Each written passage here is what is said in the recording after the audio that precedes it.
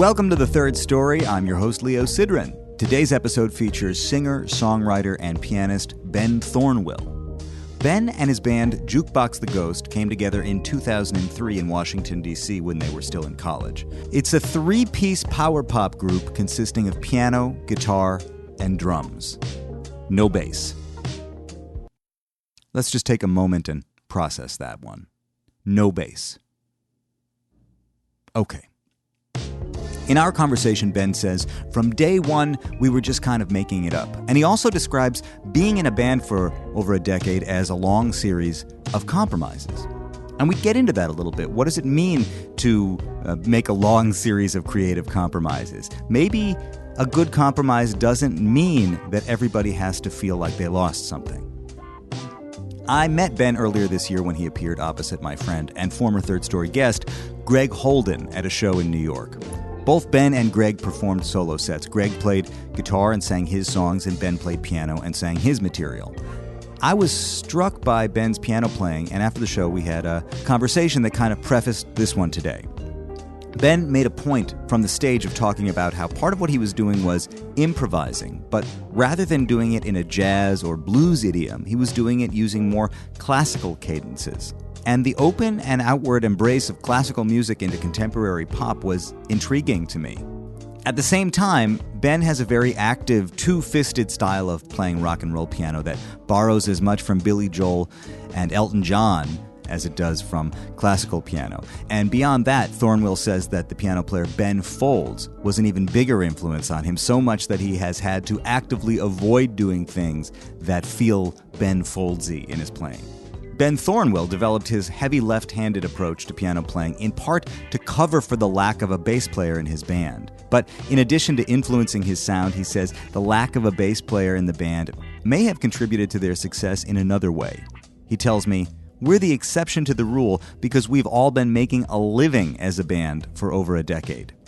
There's only 3 of us, so we don't have to pay for a bass player." And he says, "A bass player would have bankrupted us a long time ago."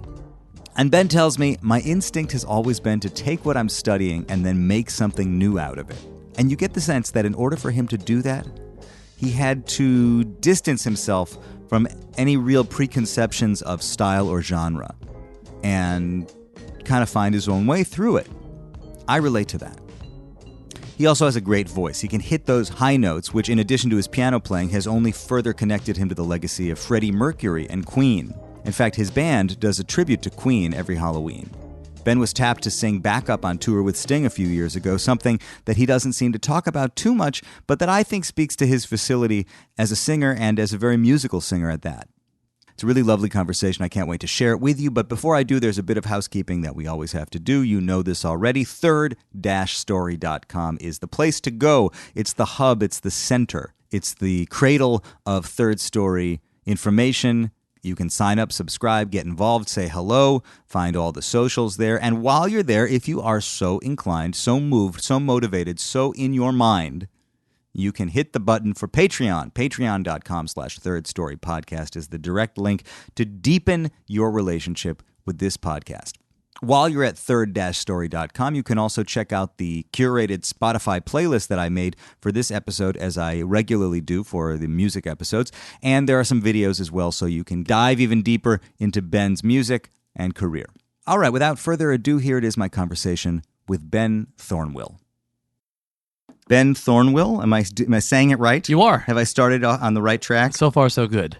Kentucky's own. As it were, yes.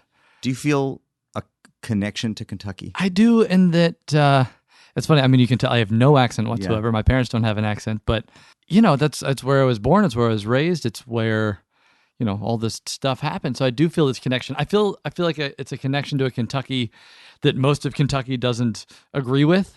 I'm from Louisville, which is this like really nice, friendly, pretty liberal, artsy town. So that's what I connect with. The rest of Kentucky, I don't have that much of a relationship with, but still, I feel pride for the state. So there's not like a Southern Gothic literary connection to that sort of part of... I mean, I don't know anything about Kentucky, honestly. Yeah, I mean, it's so funny. It's like, you have Louisville, which is like the major metropolitan area. Yeah. You've got Lexington, which is also a big city. Yes. but it's horse country. Uh-huh. And then, you know, you get the Appalachia side and the more, I mean, it's just super rural. It's a lot of agriculture. Is bourbon a thing? Bourbon's a thing. Why didn't I lead with bourbon? I should have led with bourbon. Yeah, it's a huge thing.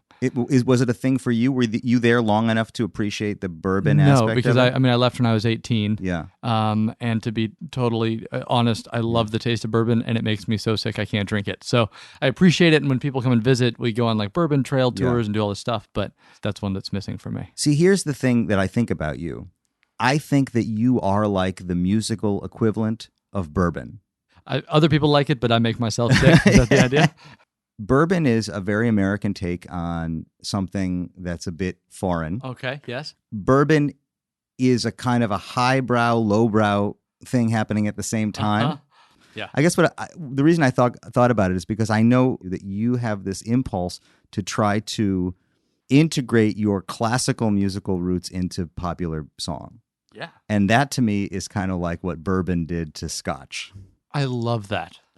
It's heady and complicated and beautiful, and I agree 100% and as much as I'm allowed to for something like that.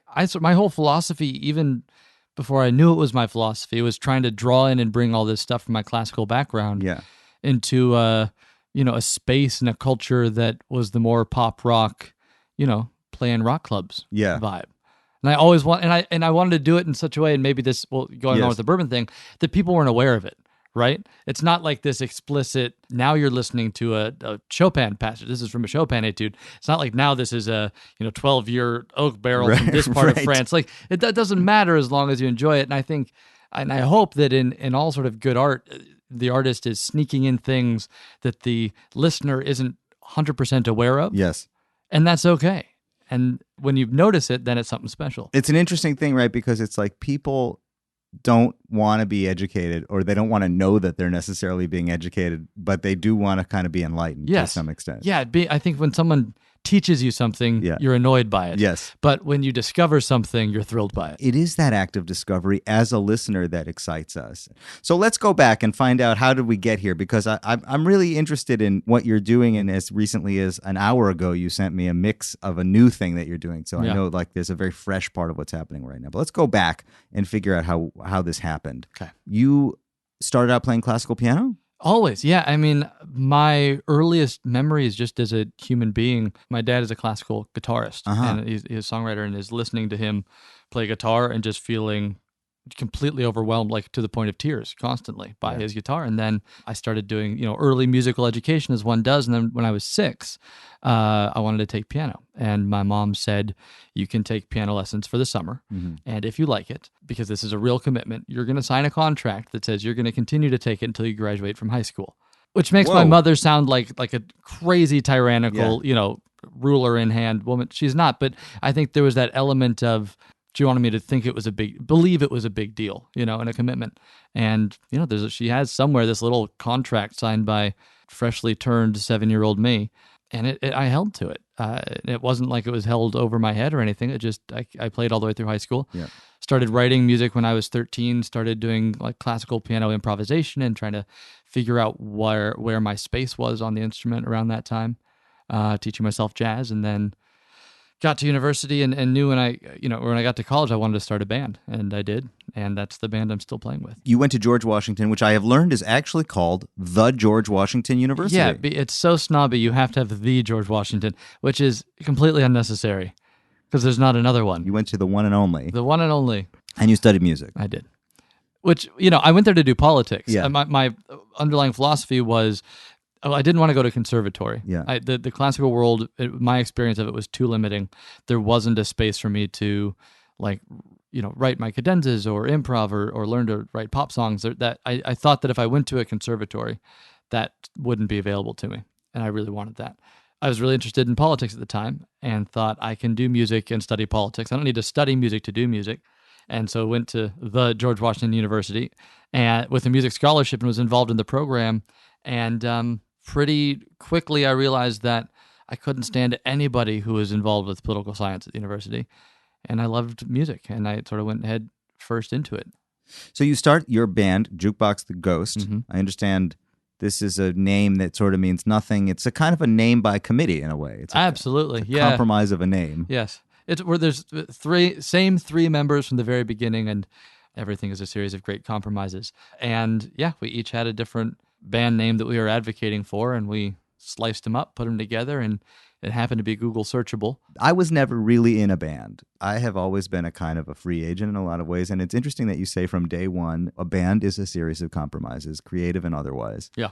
And I guess if you're lucky, you develop a sort of an identity and you learn how to grow into it. And if you're unlucky, you end up making music that you can't stand and then wanting to kill each other. Right. Talk about that a little bit, because it sounds like a lot of your development, certainly professional development, has taken place within the confines of a band. It's all, I mean, from day one, it was the three of us playing at, frat parties and just sort of making it up. The drummer and I started first our freshman year. And so we had some songs, and there was a different guitarist who moved away. And so our sophomore year, we had these songs, and Tommy, who ended up is now that we call him the new guy, even though he's been around for 13 years, had put up a flyer in the music department saying, looking for a band. And we all got together and jammed, and we taught him some of our songs, and he taught us some of his songs. And I think we were all thinking like, this is weird. I don't know about this. This guy's songs are weird. And he's thinking these guys' songs are weird.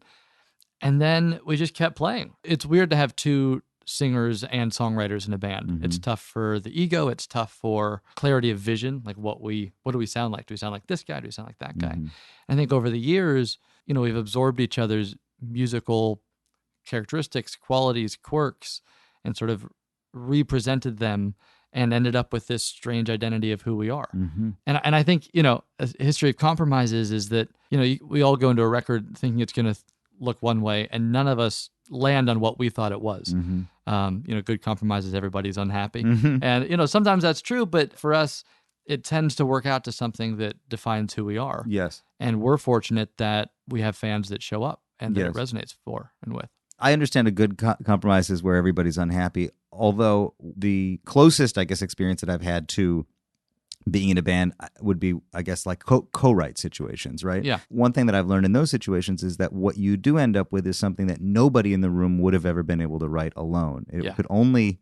So if you're happy with it, then, or if it's satisfactory to you, then it's like, oh, this is the result of all of us, and none of us could have done this alone. Totally. I mean, and that's why I think a good band, it's when people go solo and they sound like, I don't know, this bizarro world version of what you've grown to like. Yes. But like that's what a band is. It's not one person. It's all those voices coming together to create something distinct. It also seems to be a result of whatever limitation is placed on the music, the creative limitations of the members of the band. And in your case, your limitation and your strength in the band kind of live together. This is the conversation that we had when we first met, because there's no bass player in your band. Right. It's a pretty unusual choice. I don't know why when I think about it. Why? I mean, why does there have to be a bass player? This is, I think there's some frequency arguments, and there's some, but we come to sort of expect certain things. But it's a power trio with no bass. It started out as an accident. We just there wasn't a bass player that we wanted to play with. But I'll tell you, for the first 3 or 4 years into college, maybe a year or two out, all the time people are like, "Hey, need a bass player? Like, I'll play bass with you." Which in retrospect is them saying, "Guys, you don't sound very good. Like, you need to sort out your low end," because it's a very important frequency. But it meant that I play piano for this band in a very specific way. Yes, because I'm using like a lot more left hand. So much more is lower in the register to fill up that sonic space. And Tommy, the guitarist, is doing the same thing. He's writing lines that maybe a bass player would play and then adapting them a little bit for the guitar. And I think that makes it so that we have this unique sound. Yeah. That it sounds different. To jump forward to 2 days ago, we were just recording Queen covers. We do this show, this Halloween show. We might talk about it later, but we do a full set covering Queen. We've done it for 5 Halloweens in a row. And this year we are recording Somebody to Love, Don't Stop Me Now, and Under Pressure, just redoing them. And we put in the bass first, and it's bass and drums, and it sounds great. And I get on the piano, and I go to play what I would normally play, and the left hand is all over. It just sounds like a mess. So I move both hands up, and I'm playing this punchy, like Freddie Mercury-esque or Elton John-esque piano part, and the whole thing is different.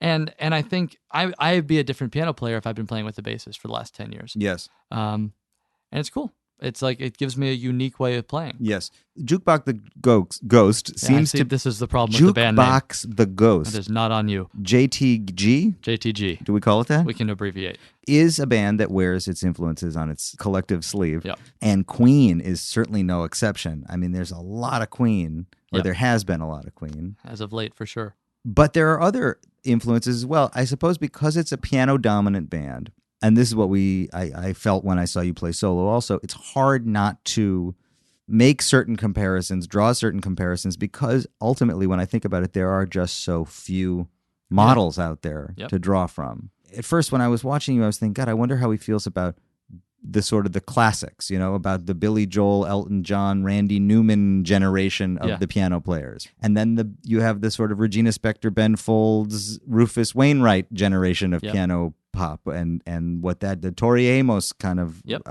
zone. And it hadn't even occurred to me at the time that Queen could be so dominant also, that Freddie Mercury's kind of a piano approach actually could be such a dominant kind of influence. Yeah. The Freddie thing and the Queen thing, it's an afterthought. It's an influence that came in on our last two records. Yeah. I think mostly because people kept coming up and saying, you sound like Queen. Huh. You kind of sing like Freddie. Yeah. And it was never purposeful for me. Yeah. Now, in the last few years, we've dug into the records and dug into the songs and the technique, and I've learned to sing like him in many ways, and it's been wonderful to cull from that. But it wasn't explicit. And my relationship with the other, piano rockers, Billy Joel and Elton John, grew up with them. It's just sort of part of the world. They're part of the world, but when you were a young piano player exploring composition, I mean, did they give you some sense that you could do it, that it was possible? It's fun. That's a good question. It never occurred to me that it wouldn't have been. Right. It was never this guy did it so I could do it. Right. It was probably more, my dad writes songs on guitar. I play the piano. Mm-hmm. I can write songs on the piano. Mm-hmm. And that was it. My dad taught me song structure and song form. So I had that, the verse, chorus, and how that works. And how did he teach it to you? He would sort of break down songs with you? Yeah, he just told me. Yeah, just and it's funny, I didn't grow up in a household where there was a lot of music played. It was actually a very quiet house. But I think when he learned that I was writing songs and starting to, first I was just writing classical music, 12, whatever. He wanted to let me know how songs were written. Yeah. And he was like, it's verse, chorus, bridge, verse, chorus, or whatever it was. And he was like, 80% of hit songs are about love. I was like, okay, that's a thing. Just little tidbits like that. And then from a piano standpoint, there is a lack of reference points. Yes. Billy Joel, Elton John are wonderful. I resonate more with Billy than I do Elton. I think I like Elton's songwriting and originality a little better. I think Billy Joel, from a piano player standpoint, is above for me. But I never even fully got into him as a teenager. That wasn't my thing. Ben Folds, that was my guy. Yes. Ironic, punchy, a little inappropriate, quirky. That was the world that I wanted to live in. Punk, a little more punk. A little more punk, yeah. And is he Virginia guy? He's kind of a southern guy, isn't he? I think he's North Carolina, if Uh-huh. I'm not mistaken. But even, when it came time to start making records, I purposely tried not to play like him. Yeah. Because I didn't want that. I knew the comparison was going to be coming. You saw it was going to be there. But he does very specific things, and I try not to do those very specific things. I think I'm actually much closer in a piano playing standpoint to Regina Spektor than I am to Ben Folds, just in the way that I approach it. So you consciously avoided certain Ben Folds isms to avoid that comparison. Yeah, absolutely. Different ways of treating arpeggios or way of treating piano textures. If it sounded like Ben Folds, I changed it. Yeah. Even if I wrote the song with that in mind, I'd rewrite it by the time I got to the band. In the same way, I like Randy Newman is up there for me too. He doesn't have the quickness that Billy Joel has, or if he does, he doesn't express it. Yeah. But the internal voice leading, the way he treats chords, the way he treats harmonic movement is absolutely brilliant. Yes. How do you approach making records knowing that whatever you decide to do on a record, you're going to have to go out there and find a way to do it, just the three of you? Yeah, the last record, we sort of didn't. I think earlier we tried to keep it really tight and just the three of us and whatever, and it ended up being limiting on a record. Yeah. And I think this time we tried to get the live performances in there and then just do whatever we wanted to do to make the record sound good. Yes. And then dealt with the consequences afterwards. And we got a lot of confidence doing these Queen shows because we're like, all right, if we can pull off Bohemian Rhapsody with no bass, surely we can do our own songs justice. There's a lot of trial and error once we've made the record and we're sitting on it and we have to take it on the road. And as a philosophy, we try to use as few tracks as possible. Yeah. there's no reason for it. We just want to sound like a band, and we want bands to sound like bands. So, that takes some adjusting. Yes. And we're all busier than we probably need to be. And if we had a bass player, we could all probably enjoy the shows a lot more, but it's the nature of the beast. So you said a couple of things that I think are really interesting. One of them you've mentioned a couple of times, and I think it's more radical than you realize, which is that you say, I was composing classical music as a young kid. I wanted to be able to compose classical music. That part of the reason you didn't want to go to conservatory is because you knew that they would discourage you from writing your own classical music.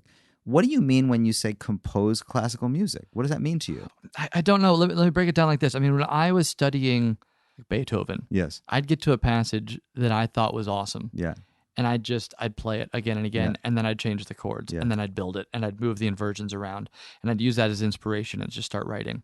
My instinct has always been to take what I'm learning, studying, and then create something new with it. Yes. And in the classical world, there are parts of it that support that, but I was in a really spectacular and very rigorous classical school, essentially, and that wasn't available to me. And your question is, what would you be composing? I don't know. I don't know where I would be. What I do is I write pop songs and I compose classical parts to it. Yes. But it's an interesting question of what do we define classical music as? Yes. And when I think about it, I have very little exposure to classical music. I come out of a deep well of jazz, and when I think about what classical music is, I do think about it as a kind of music that's essentially frozen. Yeah. And if you want to participate in that world, it's your job to absorb it and then interpret it. Yep. There's not a lot of call for somebody to write something and say, listen, I understand that you love Beethoven. Here's this thing that I wrote. Right. You have to become a composer. It's a big leap. Interestingly, little classical music anecdote. Yeah. Beethoven got his start doing improvising circuits, competitions in Europe. And he was traveling in Europe, and they'd give him a theme and another pianist a theme, and they'd make up a piece, improvise a piece based off it. And at that time, there's these, if someone is writing a piece for orchestra, a concerto, a piece for orchestra and a solo instrument, the soloist in the cadenza, which I'll just say it out loud for the listeners, it's the part where it's the soloist's moment to shine. The orchestra pulls away, the soloist shows their chops, their arpeggios, their understanding of the music. And back then, they would make it up. It'd be improvised. They'd improvise based off the themes, and that their technical and musical prowess would be expressed by making up these cadenzas on the spot. Beethoven comes in, writes a better cadenza than anyone can improvise, and pretty much single-handedly eliminates improvisation from classical music. Because that point forward, it became the standard for composers to write the solos, to write the cadenzas. And so the soloists had to learn those cadenzas to be part of the culture. And it sort of has never bounced back. And I think a lot of the people that would be doing that move into jazz. Yes. Because it's a similar mental, brainy, musical, complicated. It is, but idiomatically, it's very different. And I think about like Nina Simone occasionally would integrate some of that stuff into her playing. It's hard to come by where you get jazz players who live and thrive in the jazz world who happily integrate what I consider to be, and I think what you're talking about is classical music into that. It's not classical in that it's fixed. It's classical in that we're talking about these kind of harmonic ideas and melodic ideas. Yeah. That's what makes it classical. Yep. Yeah, I think so. I mean, it's a funny distinction, and I think if you really zoomed out, there's very little distinction between jazz and classical. I think, in my mind, with classical improvisation, it's a little more harmonically rigid, but technically as open as anything. And jazz, so much of jazz prowess is, technical ability, but understanding of harmony. That's the root of it. Yes. That's sort of my distinction. Jazz harmony and classical harmony, while there is some blending, are pretty distinct, even in contemporary music. And in my ideal world, when we do shows, I often I'll just do a 2-minute improvisation in the middle of a song or leading up to a song, based on the chords and the melodies of the song we're about to play. Just because I can do it and I want to, and it's an expression of self. Were there jazz piano players that reached you that affected you in your development of this concept? I love Bill Evans. I idolize Oscar Peterson. Very melodic, technically unbelievable. If I could play like Oscar Peterson, that's what I would do. But much in the same way, this is a disappointing characteristic about me, especially for interviewers. I don't like a lot of music and I don't listen to a lot of music. So, I find my people and my spaces that I love sort of stick there. Yes. Oscar Peterson's one of those people that I go back to. Oh man, I'm the same way, and I'm older than you, and I can only say if I'm any guide for what is coming for you, it's like harder and harder to find worse stuff. and worse. Yeah, huh? it's just I just want to listen to the same 5 records over and over again. Yeah. I'm kind of that's it. There's a whole type of music listener and music lover that listens to albums all day. Yeah. Can shout out the year, the artist, the players on the record. Like that's their lifeblood. Yes. It does nothing for me. Yes. And I have the pieces that I go back to, but if I discover 3 songs a year that I love, yes, I feel really happy. I know that. what you mean. But do you think because you, after setting up shop in New York, you and your band became members of a community of other songwriters and singers, and I noticed that Dan Romer has kind of been in your life, and Ingrid Michaelson, and we met through Greg Holden, and this is kind of a generation of songwriters who are totally unique and individual, but I think there is some kind of a common aesthetic among all of you to some extent. Have those players been kind of influential in the way you think about music and making music and writing music? Yes, and I think this is actually an easier thing for me to talk about. I think I'm way more influenced by my community and my peers than I am by this sort of abstraction of other music. Yes. Of whatever that means. Yes. Yeah, I learn more just sitting and talking to, Ingrid Michaelson or Greg Holden for an afternoon than I do listening to records all day. Yes. Because it feels real. And I don't know what that is. This is a bigger, actually, concept for me. Why I like the music of my friends more than I like the music of other people. And I know that there's bias here. And I know that I like it because I'm listening to it through the lens of who they are, of their soul, of our shared experience. So I resonate. And I think people like music more when they know the story. And this is what fandom is, right? It's feeling connected to an artist on a personal level. And then all of their music is got this shine to it that somebody else's doesn't. So I think, I listen to friends' music because I can listen to it through that lens and I can learn from it. Yes. It's all part of the same thing. I think it is a big question, a much bigger question. And it's funny because I have talked to, in the last couple of years, quite a few artists who owe their careers to the internet, that basically are filling rooms because they made videos. And that's incredible. Yeah. And there is such a thing as the community of the internet. Yes. That's another kind of community. And I'm sort of struggling with that, to understand that. I think maybe I'm from a different generation. I'm just older. I didn't grow up with that, so it's not totally native to me. And I think if I were 15 years younger, it would make more sense to me. Yeah. But I come from a place in which your physical community is your community. Yes. And I relate more deeply to that as well. So what you describe, I think it's not unavailable to people who don't have 20 songwriter friends living within 3 square miles of them. Right. But I also relate to what you're saying. Yeah, no, it's funny. When we started, the internet was sort of used to, MySpace was a big deal for us. And I remember we had a solid MySpace following, and something happened and our page crashed. And we had to start from the ground up. Yeah. And each of us in the band promised each other to spend an hour or two every day just friending people to build that community. Now, thinking back, the point of that was not to build our MySpace community. It was to get people to shows and to build the physical community through MySpace. And I think the internet itself has changed in such a way that that's no longer the ultimate goal. No longer is to get the physical space. The internet community is the goal. Well, that's for a lot of these people. That is a question I don't know. I mean, I don't know if I heard you say in something I watched of yours that ultimately it's all about trying to get people in the room. Like everything we do is designed to get people in the room. That's what we're after. Is that still how you feel? Yeah, because for me, the internet's it's a very fleeting ego boost or adrenaline kick. If you make a post and it gets 20,000 views or shares, like that's fine. But I think it's the way I just view the world. That doesn't mean anything to me. Yes, it means something to somebody else. Yeah, and then they love looking at the numbers and the metrics. But ultimately, for me, I want to put out music and be able to go and play a show and look these people in the eye and play for them. And you're playing rooms with the band. They're pretty big rooms. I mean, they're rooms where you can sell a lot of tickets and sell a lot of merch. Yeah.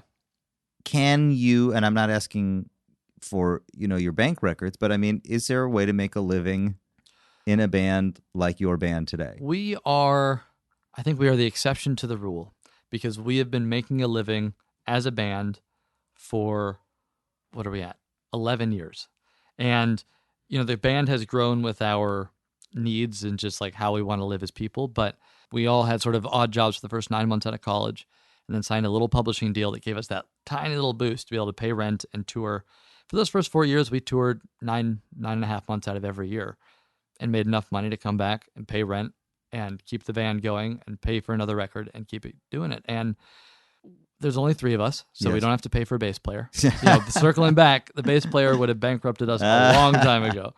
And yeah, we are really lucky that we have an incredibly dedicated fan base that show up year after year, change, develop, grow, stick with us, and we're able to make a living with it. I appreciate that you say you're the exception. I mean, I also wonder if the same band coming out of the George Washington University today would, whatever it is, 14 years later, be at a stage that you're at, because one of the things that you caught was the tail end of a business that almost doesn't exist today. Here's my counterpoint, though. I think it exists just the same, but I think people aren't putting in the work because it's not pleasant. It's way easier to sit behind a computer and build your social media than to play for 20 people a night for 6 months out of the year. And that's what we did. Get in the van. And we slept on floors. And there were shows we used to have a joke, like all you need in the audience is 3 people in the room, is the number of players in the band in the audience plus 1. Plus 1, right. You never want to have more people on stage. As long as, and that was the case for us. We could play in, Boise for 40 people and genuinely feel thrilled. I don't get that feeling with 40 people anymore, in Boise. No offense to Boise. Your standards change, but we just didn't know any better. And in many ways, I feel like we still don't. Like, and our mindset was, this is what we have to do because this is what we want to do. We have to be on the road. We have to play for people. And you talk about how, everybody in the band had agreed that they would spend an hour a day on MySpace friending people or whatever it was. I mean, one of the things that I've always envied about bands is that you have division of labor. And that somehow it's a different ask when you're doing it on behalf of a band than when you're doing it as an individual. I think about like our mutual friend Greg Holden, what it means for him to friend people on MySpace or whatever, or Facebook or whatever it is, where it's a much more direct and personal ask. It's not my band. It's me. It's either love me or hate me, accept me or reject me. So, and I think people, I don't know what it is. They get behind bands more easily. I remember if we talked about, but Pedro the Lion is Dave Bazan. If he goes by Dave Bazan, it's not that many people show up. When he's Pedro the Lion, it's the same show. It's the same people on stage, but 10 times more people show up because people can get behind the band. The artifice of something. There's something that it's an idea. A band is an idea. A person is a person. And I think it's easier to get behind an idea. And nonetheless, and still, despite all that, here we are, you've started to make solo music as well. I have, because I guess I'm a masochist at this point. Again, circling back to the classical music stuff, there's an itch that I'm not able to scratch with the jukebox material of like the more orchestral. There's practically no drums and practically no guitar on the whole record. It's piano, it's strings, it's synths. And I wanted to carve a space for that. But before you made that record, you made a solo improvised piano record. That I did. Which is kind of what opened up the idea for me to really think about, what do I understand to be improvised classical music? Did you go into that project with sketches, little ideas of... A handful, There's some melodies that I liked. There's a song, it's like a song called For Emma, which I actually came out of a dream. I woke up, full transcript, woke up crying, melody in my head, walked to the piano, pressed record, played it, went back to sleep. And so I knew I wanted to do something with that. And there's a handful of like little ideas like that I put on the record, or my phone is filled with hours and hours of classical improvisation. And so before I went in, I also went through my old improvisations and found little textures essentially that I wanted to recreate. What does the classical community think of you? Do you know or care? I don't think they know or care, to be totally fair. I haven't tried that hard to knock down any doors there. And my guess is that, and maybe this is unfair judgment, they wouldn't be that interested. Yeah. Because it's not part of the canon. It's not part of the rigor. If I was taking, Beethoven sonata theme and improvising, I think that would be an in, because that I think is something they could grab hold of. Yeah. But I think straight improvisation for the sake of improvisation isn't there. And I'm not doing tone row. It's not super modern. Not at all. And heady. So I think that sort of writes off that whole part of the classical music world. Yes. I watched a video tutorial that you showed how to play the piano introduction to. I made it through the introduction. I don't know if you probably got through the whole tune. Yeah, I wouldn't have. Of Everybody's Lonely. Correct. Yeah, that's the song. And I was checking it out, and I was like, I saw you play it, and I was like, okay, got it. And then I was watching you sort of explain it, and I realized that, like, to somebody who has no musical theory understanding at all, you've just like taught them a bunch of ideas, that they might not get if they were just taught how to play the song. Like, you taught them, like, here's a dominant 7, here's a 6, here's why adding the 6 to a minor 4 chord is going to change the character of it. You're giving them sort of permission to understand that these songs are laid out in a certain way. There's a logic to it, and you're bringing a lot of kind of history into it with you. Yeah. And also, you think it sounds good. And I love it. I love that stuff. That's the science of it.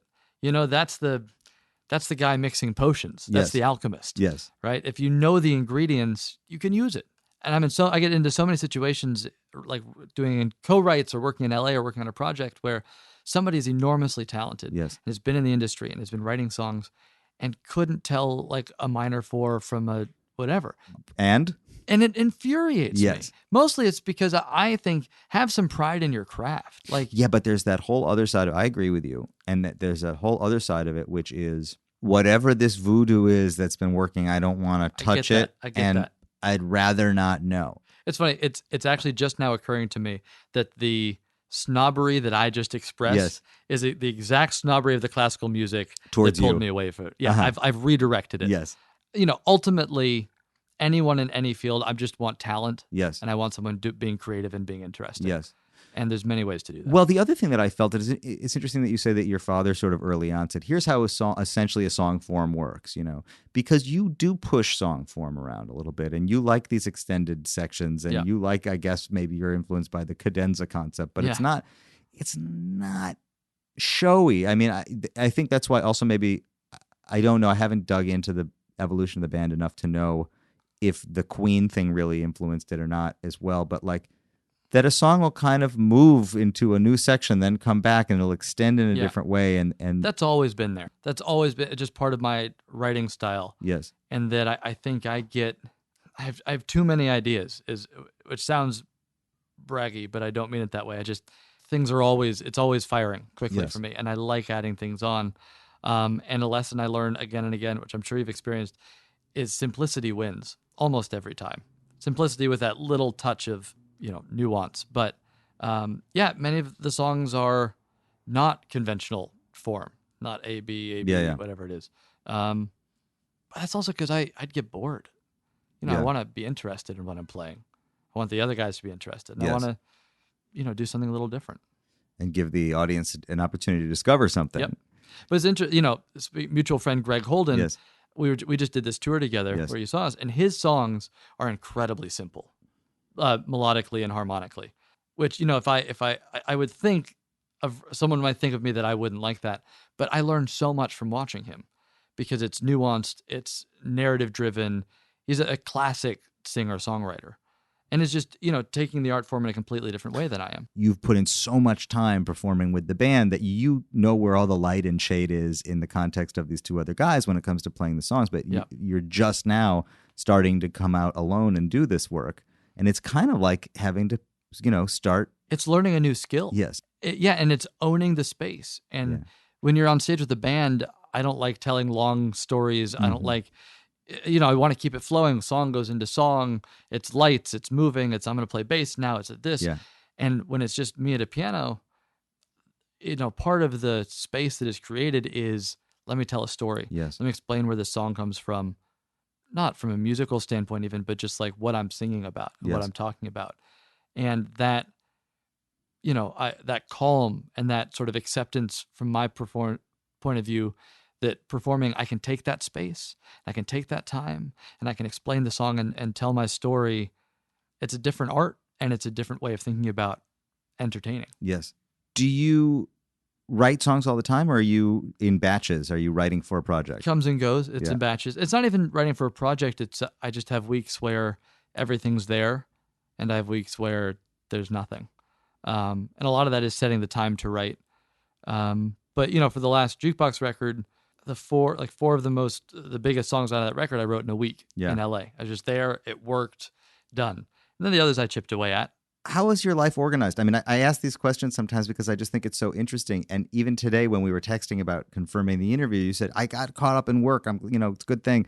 And I thought, right, what does it mean to get caught up on work? You're not on the road right now. Nope. You're not in an album cycle. I'll tell you, sometimes I come back from tour and I have nothing to do. Yes. And I go into a deep existential funk. Yes. And I wait for meaning in my life to appear. And I think most touring musicians would express a similar feeling. This stretch right now, I'm working on the solo record. So I'm recording vocals, I'm getting mixes. We just spent 3 days in the studio recording these Queen covers.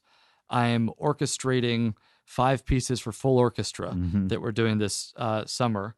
And my girlfriend just got her master's in social work, and her parents were in town for the weekend. So in the last week and a half, I've been doing all of these in all the spare hours. And today I'm doing edits on the orchestral arrangements for this show in Louisville, Kentucky, because we have our first rehearsal on Friday with the orchestra. It's the first time I've ever written for orchestra. What's that like? Hard.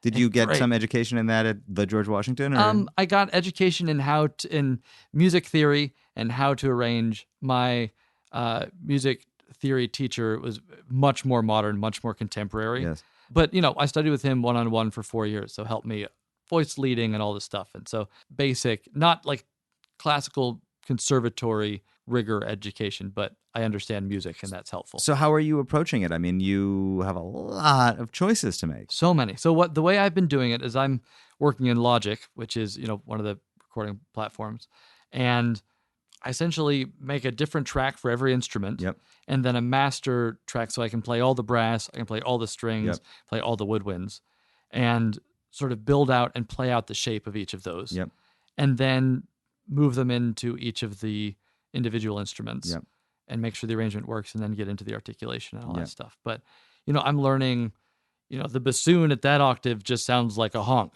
It's not going to go ba ba ba ba. That stuff. I just got to bounce a recording of all the orchestra playing all the songs. And hearing like what it actually sounds like. Oh, that's interesting. It's great. Yeah, I video conferenced in and I watched them play, and then I got the voice memo. It must be an incredible feeling. Oh my God, it's terrifying. It's wonderful. One of the things that I wrote, which we thought was going to play at the start of the song Jump Started, it's this very fast piano arpeggio. And I scored that across all of the winds and all of the strings in a way that we thought would work. And it's just not working. It's too much. It's too hard. There's another person doing half of the arrangements, and he's getting his master's in arranging. Yes. And his arrangements are so good. And they're good in very subtle ways. When I first looked at them, I thought, oh, that's just so simple. Like that makes sense. Yeah. But then I'm hearing it, and it's like, it's perfect. It's doing exactly what the orchestra should do. Yeah. And that's what I'm learning. Yes. The nuance, how you make an orchestra sound like this or sweep or whatever. And right, which is in your way what you have been developing in songwriting and songcraft and song production and performance, for years. And it does make me appreciate how many little pockets of musical creation and experience and jobs there are. Which reminds me, I thought of this when I saw you play solo, and I was reminded of it the other day when I saw Hadestown on Broadway. Is that an ambition for you at some point? That was the other thing I was doing yesterday. I have like 2 musical projects going on right now. I want to do that as my next big project, is write a musical. It seems like a totally natural transition for you to make. Yeah, I've been reflecting lately that the only comment I've gotten consistently over the last 13 years is you need to write a musical. Yeah. It's never been, you need to be in a band. Wow, you're a cool rock guy. Yeah. Like none of that stuff. Because I'm a classical piano player. Yeah. But it's always been, you got to write a musical. Yes. And in the last 6 months, I've been taking some real steps to make that happen. Were you a musical person? Musical theater person? No. Not at all. Which is strange, because I think my writing style is musical theater-y. And I don't know where that comes from. I mean, I love musicals, but I didn't grow up going to see them, and I don't see them very often as an adult. Yes. But I love the theater. I did more straight theater in high school, and loved that. But there is also, I mean, there's something in the music that feels like it would lend itself to theater well, and there's also something kind of narrative. You know, you are a storyteller, songwriter in a lot of ways, so I think that's part of it. I mean, it makes sense to me, and I'm interested in it. Yeah. And I think it's just a matter of there's one story that we've been building out and working with an author and of getting things really rolling, and then a couple others which are a little more nebulous at the moment. But yes. I don't know. I love writing songs with a purpose, with a soul, with a voice. And that's sort of what you get to do. Yes. You get to craft a story and tell a story in a song and be campy and ridiculous. And I think all the things that I can't do in a rock band context that sound too cheeseball actually sound a little edgy in a musical theater world. Totally. The things that sound cheesy in a kind of a rock band concept sound edgy in musical theater. And there is this, I mean, I'm not a huge musical theater person, but I remember seeing Spring Awakening, for example, years ago and thinking, oh, this is one of my favorite songwriters writing for Broadway, you know, and seeing Anais Mitchell's songs the other day too. It was like, this isn't your mom's Broadway show, you know, it feels edgy. But people don't want, their mom's Broadway show anymore. Right. It's the reason why Waitress is working or whatever these are. There's a new space. There's a new Broadway. And it's a little bit edgier. But, you know, it also occurs to me when you say that just watching the music videos that you've made with your band over the years, you know, there are some bands who are enshrouded in mystery and don't necessarily want you to think that they're having a particularly good time or are here to entertain you or are comfortable playing that role. Not everybody is comfortable. You guys were comfortable early on with a kind of an entertainment aspect of what you did. I've just always thought that I've just always wanted to entertain. Yeah. And I also think that I get to make music for a living. Yeah. What's better than that? Yeah. What are you moping about? Like, why are you, I don't know, the shoegazy, I am miserable, it holds no water for me. And I get it, and some people it's an expression of like a deep unhappiness and a dissatisfaction with life, and that's great, and that's a great outlet. But that's just not why I do it. Yeah. I do it because I love music, and it brings me joy and happiness, and I want to share that joy and happiness. It's as simple as that. And you're comfortable with it also, and you found two guys, or whether or not you're comfortable, I don't know how you feel, but you seem comfortable doing it. It's just who I think that's who I am. Yeah. That's just as a human being, I generally am a upbeat human being. Yes. And the guys in the band, I hear you saying that you know, and the guitar player also are singers, and that's an unusual relationship. On the other hand, there are times in the music where, you know, one of you is like clearly the dominant person in the band. Yeah. What's the dynamic like? I think we figured out our spaces over the years. I think early on it was a little harder to tell who was getting the single or not getting the single. It's sort of fallen, the chips have fallen in that I typically have the singles. Yeah. And then with our aesthetic together, it makes the record. And the other, Tommy's songs are just part of our identity. And, yes. You know, part of what the fans love and part of the inside scoop and part of the culture. Again, it's just how we've managed it. But I mean, it's not easy for him, like not getting the first single record after record. That's not a enviable position. But yes. I think ultimately we're both getting to, you know, make music that we love and tour on it. Well, right. And there's always that little subtext, right? Which is, we've come this far. This is our living. This is our livelihood. Like, we can have side projects and solo projects, but you know, it's probably going to be a little while before you could pay the rent on your solo project. The band is the thing. It's the thing. It has to be tended like a garden. It's interesting. Yeah, part of me, I'm always reaching. I always want to get to that next level. Yeah. I want the band to be playing for, you know, 3,000 people a night instead of 500 to 1,000 people. That's the dream. But then part of me is also so appreciative that we get to do this and thinking, okay, maybe we're a cult band that gets to put out records forever and always play to 1,000 people in all these towns. Year after year, the demographic is the same. You know, so we get older, the high schoolers, you know. Is that true? They stay young. They stay young. Get out of here. Yeah, I don't know if there's cultures in high schools or cultures in these colleges, but it stays young. It is almost all, if we do an all ages show, we get twice the people if we do 21 and up. And that has been the case every year. What do you think that is? I don't know. I think it becomes part of a culture, or some kid gets to college and says, you got to like this band, check out this band. And it just recycles and recycles. Who are the kids? Are they? I don't know where they come from. Are they theater kids? Are they? It's theater kids. It's, I mean, I describe our fans as dorky and earnest and a little awkward. Yes. And super nice. Right. What is your relationship like with fans? I think every album cycle brings out another round of sort of diehards, as we call them. But, years ago, there was a group of maybe 12 girls that came to every show on the East Coast, and we knew them all by name, and we saw them every time, and they were always there. And Did any of you consider dating any of your groupie fans? Not for a very long time. Yeah. I think early on it was but never the group. That was never, it's a sort of icky imbalance of power. It seems it. Yeah. There's nothing that, you don't want to like anybody that actually likes you, right. that sort of thing. It's exactly. too much. So no, I mean, we had our years of relative for us, promiscuity on the road when we're, 22 and doing the thing. But no, that was never, maybe things would have been different if we were actually a successful band in our early 20s. Luckily for many people, that was not the case. Right. There are people that have come to 30, 40, 50 shows over the last 6, 7 years.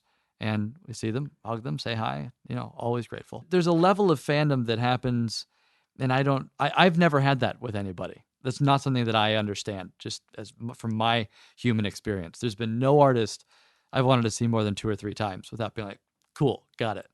That you've wanted to see 50 times. Yeah, I can't imagine being that person. Oh, wow, yeah. No, I can't either. But for some people, that's it. That's their life force. That's what they live for.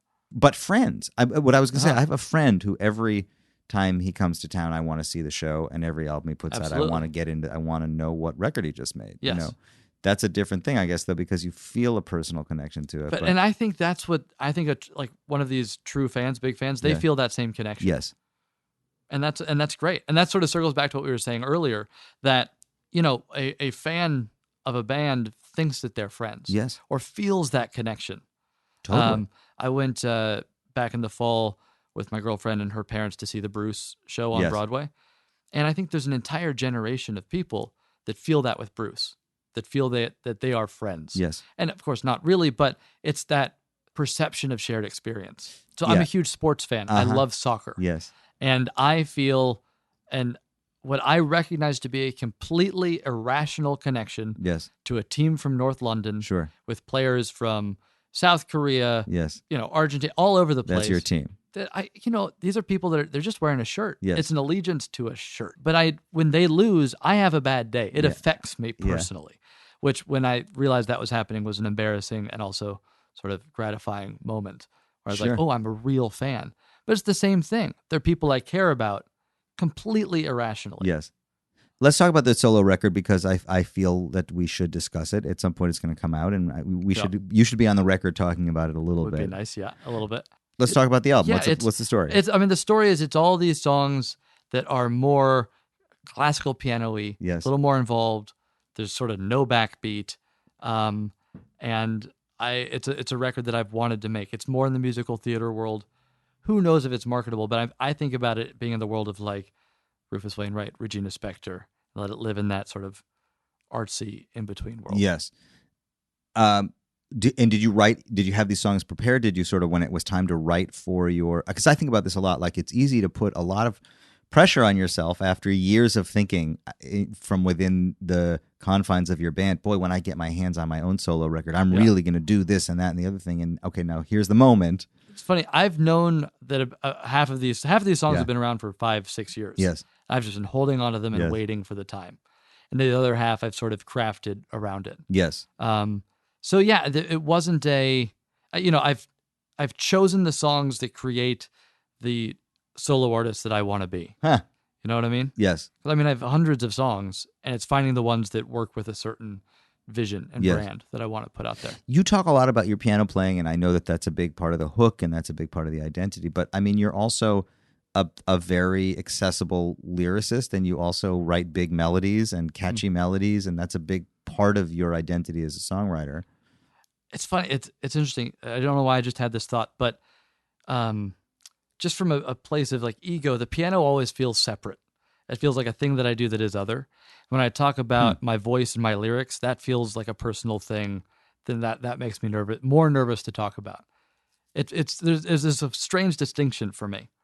And I think because I've always, from when I was a little kid onward, been good, and making quote signs, good at piano. Yes. That's always been the thing. But it's been your thing. It's been my thing from as long as from the time I was 7, I was playing for people. And I guess I was impressive as a 7-year-old, yes. whatever that means.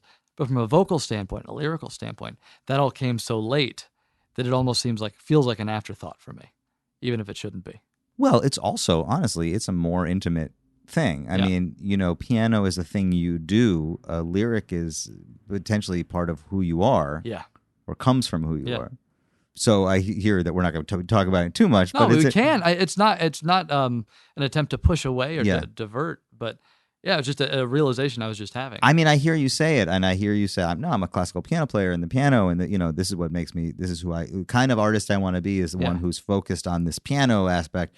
But it's like, yeah, but what about what you're saying? I mean, this is singer-songwriter music also. Yeah, no, you're right. And, I think it's that, I've studied piano. Yeah. But I haven't studied voice, and I haven't studied, lyricism. So where did the voice come from? I just started singing. I think I got really great. I was in a choir in high school and was taught technique, and that was huge. And I honestly think singing at a piano makes you sing bigger and louder. And I think that's where the Freddie stuff came from. It's the only way I can feel that why we would sound in any way similar. It lends itself to a certain kind of vocal thing. Because you watch guitarists writing songs, and they're you do that classic, almost Picasso-esque, hunched over, just plucking and singing a little song. And if you sing like that at a piano, you can't hear anything. Mm-hmm. You have to sing over. You have to broadcast. Yeah. So I think that came from that, and then do you think your lyrics and your melodies then kind of evolved out of that size of singing? 100%. I used to write a lot more, just writing poetry and writing ideas, and that has fallen away in recent years. I don't know why, just in the way that people change and develop. But yeah, I think lyrics always also come from the music for me. Uh-huh. So rarely is it lyrics first. For me, it's playing and thinking what the melody means and thinking what the piano is doing and trying to channel some, untapped inner resource and let it come out during the composition process. Do you think about leaving New York? All the time. Of course. I think that's part of living in New York, right? Yeah, that means you're really here. I know. There's a huge pull to LA in that's where the industry is. There's a lot of opportunity from a songwriting standpoint, from a film scoring standpoint, something I'm interested in. But I also love New York. And there's also a pull towards Louisville, Kentucky. Good art scene, good culture, good family, great friends. There's a world there waiting for me eventually, too. So you think they're both waiting for you? I think they're both waiting for me in the distant or not too distant future. I see. Yeah. Well, we'll leave it there in that case. Yeah. Ben Thornewill, thank you for talking about the past, the present, the distant, and not too distant future with me today. It's been a pleasure. Leo, it's been a pleasure. Thank you so much. Dude, that was amazing. There he was, Ben Thornewill. Did you dig it? I knew that you did. I'll be back again soon with another deep dive. Until then, I'll talk to you soon.